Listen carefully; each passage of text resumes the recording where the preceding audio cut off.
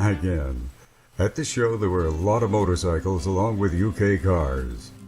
Let's start with the no longer made 1948 famous James motorbike. These were made in Birmingham, England from 1897 to 1966. This one has been fully restored and brought back to life by Randy. There's a family connection here with this famous James. My father owned one, and I really wanted to find a James. Don't see too many of them out there. Randy's had this bike for quite a while. And how does it ride? I have had it out on the road.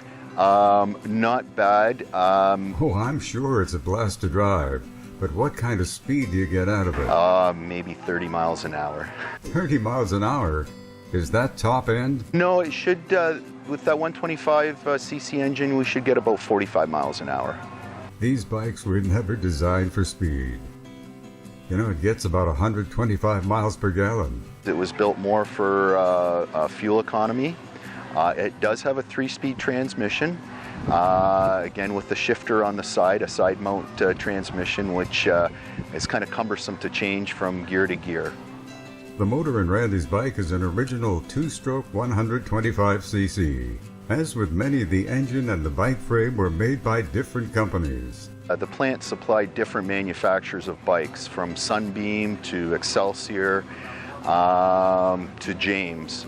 Production of the Villiers engine ended in the UK in 1966 after a buyout. Lots of beautiful cars here at Heritage Village too.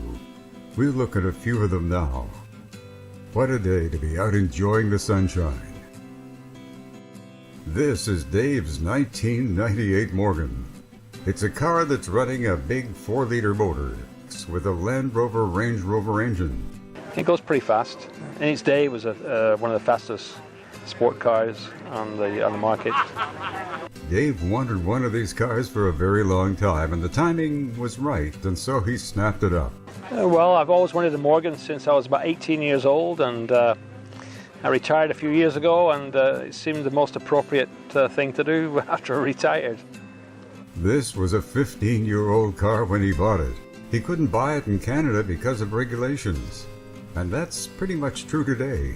Well, apparently the Canadian federal government insisted that Morgan do a crash test on 6 of their vehicles, and the market in 1992, 94 only would sustain the sale of 6 vehicles a year, so they didn't see any point in crash testing a year's worth of sales. You can't buy a new Morgan in Canada, not since the early 90s, so you have to buy a car that's federalized from the US. And this was available at the time, and we made the purchase, and we brought it into the country. Dave says he had no problem importing the Morgan. The process was quick and easy. This car is not for wintertime driving, but that's okay with Dave. Oh, it's definitely a summertime car, yeah, for a lot of different reasons. But the frame that people talk about is not the chassis. The chassis is actually a galvanized chassis on this particular model. It's a Z-section, very similar to what it was in the 40s and 50s, but nowadays it's galvanized. But on this model, the body is mounted to a wood frame, which is made of ash. And the ash comes from Scotland, and the body's all aluminum. The inner fenders are stainless steel, the bulkhead's stainless steel. That was another reason for buying a late model Morgan. The interior is in perfect condition with a 4-speed shifter. This one also with a 4-liter engine. It's owned by Bob and also in like new condition. Now, here's Rick with his 1957 MGA. Well, I bought it was just a shell, and somebody had started customizing it, and I finished it. It was more or less just a shell with a few spare parts, odds and ends, no motor, no tranny, and it took me about a year and a half, I guess, to complete it. One of the problems these older English cars had was the Lucas wiring, also known as the Prince of Darkness. This is all rewired, yeah, with newer wiring, like aftermarket. This is far from a numbers matching car. The engine is a 2.8-liter V6 Chevy. I figured I could make something out of it, you know. I just didn't want to see it there, sit there and rot away. Rick has long been into car restorations. Here's a look at the interior. All the interior and mechanicals like the front end linkage and leaf spring perches and rubbers and everything's new. The paint I did myself. Rick has done a really nice job with this car. Rides nice, drives nice, can't complain. Note the French taillights. Another car saved from the crusher. Good job, Rick, and thanks. Now, here's another MGA, a 1960 model. These had a 1.6-liter engine, and in factory testing, could do 0 to 60 miles an hour in 13.3 seconds. Here's another MG.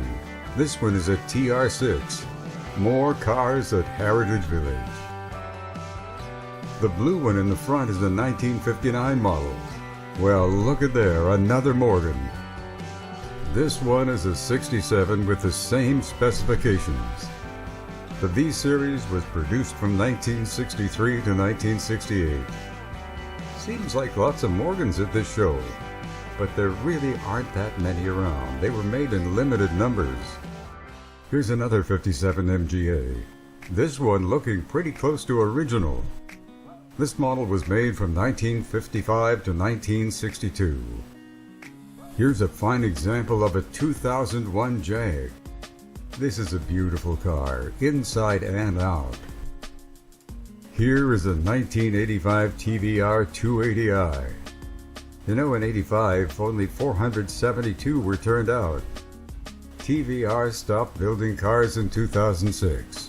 However, production may begin again in 2024 with a new electrified model called the Griffin. How about this 1966 Sunbeam Alpine? It's running a 1725cc engine with twin Zenith Stromberg semi-downdraft carburetors. It actually turns out 93 horsepower. Alpines were made from 1953 to 1955, and then again from 59 to 68. More cars here at Heritage Village. There's a 64 Triumph Spitfire, and a 53 Morris Oxford with a 1476cc side valve engine. Here we have a very nicely done repro of a 37 Jag.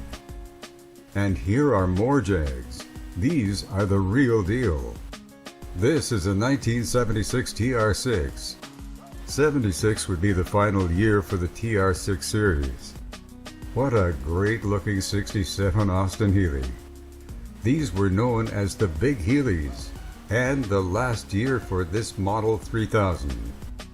It's running a 2,912cc engine, that's 2.9 liters. As mentioned earlier, 76 was the last year for the TR6, and the owner claimed that this was the last one off the line. That would make this a very special car.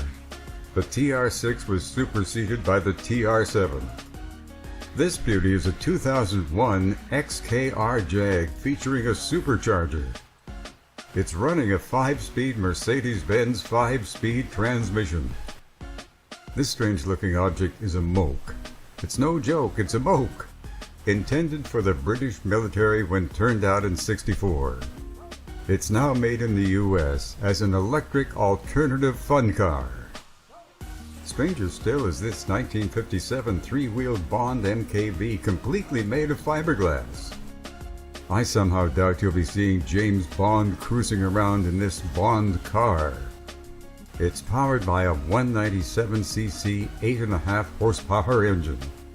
This is a 2-seater gas miser, possibly meant for grocery getting at the most. It's far from a highway car. Well, that's a look at a few local British cars. I hope you enjoyed. And thank you for viewing.